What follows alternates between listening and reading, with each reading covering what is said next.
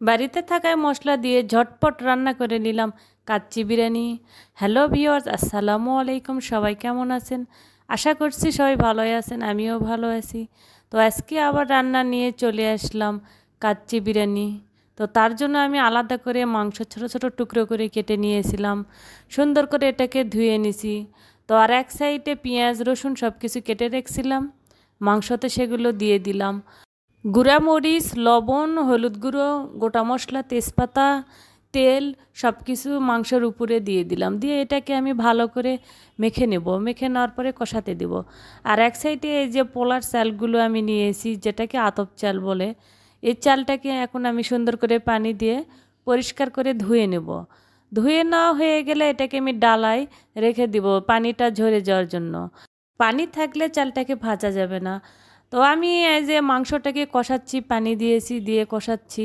যতক্ষণ না মাংস সিদ্ধ হয়ে না আসে ততক্ষণ এটাকে আমি রান্না করে নিব। তো আমার মতো কে কে এভাবে রান্না করেন সবাই জানাবেন। তাই দেখতে দেখতে হয়ে গেল আমার কষানো মাংসটা। এখন আমি এই মাংসটাকে অন্য বাটিতে উঠে রাখবো। এই মাংসটাকে আলাদা বাটিতে রাখার পরে এই পাতিলে আমি দিয়ে দেব, চালটাকে দিয়ে দেব। চালটাকে দেওয়ার পরে ভালো করে আমি উল্টিয়ে পাল্টিয়ে চালটাকে ভেজে নেব। প্রায় 10 মিনিটের মতো চালটাকে আমি ভেজে নেব। আর আলাদা পাতিলে আমি গরম পানি করে রেখেছিলাম। তো ভাজা হয়ে গেলে পানিটাকে আমি চালেতে দিয়ে দেব। পরিমাণ মতো পানি আমি দিয়ে দেব এটাতে। যেহেতু এটা পোলার চাউল আতপ, সেহেতু এখানে আমি বেশি পানি দিব না। তো পরিমাণ মতো পানি দিয়ে দিলাম, দিয়ে এটাকে আমি ঢাকনা দিয়ে ঢেকে দিলাম। তো এই তো আমার পানিটা কমে আসছে।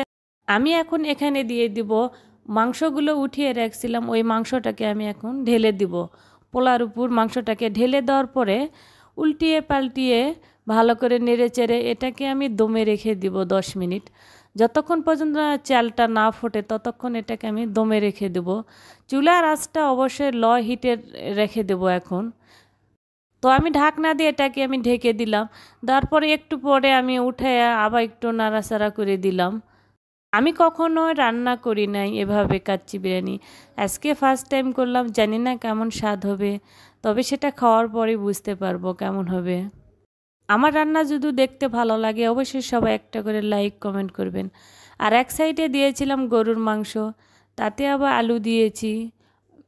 যেহেতু আলুটা আমার খুব পছন্দ, এই জন্য আমি আলু দিয়েছি মাংসতে। মাংসতে আলু দিলে ভালো লাগে, আলুটাও ছিল দেশি আলু। তো আমার রান্না হয়ে গেছে, আমি এখন খাইতে চলে আসলাম। তো আজকের ভিডিও এ পর্যন্তই। কেমন লাগলো আমার রান্নাটা সবাই অবশ্যই কমেন্টে জানাবেন।